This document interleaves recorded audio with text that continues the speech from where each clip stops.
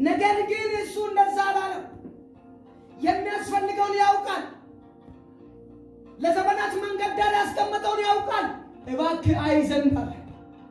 ዛሬ የእግዚአብሔርን ክብር ማየት ለምትፈልጉ እግዚአብሔር የምስራች አለው። ከዚህ ሰዓት ጀምሮ ሰማይ ተከፍቶ ማየት ትጀምራላችሁ። አይኖቻችሁ ተከፍቶ ማየት ትጀምራላችሁ።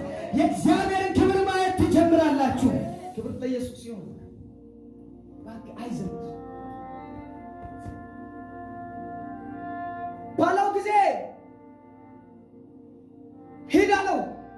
በሰሎም መጥመቂያ ታጠብና ተመለስ።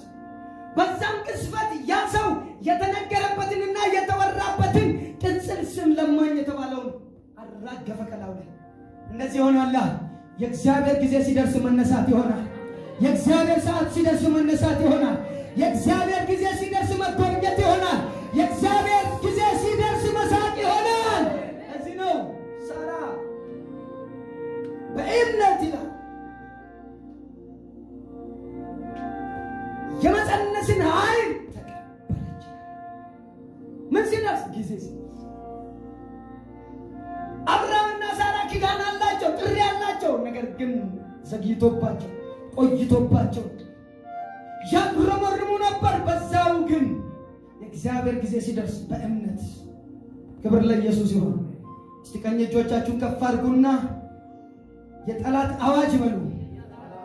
አንድ ሰው ድምፅን የሰማሁት የጠላት አዋጅ በሉ። ከህይወት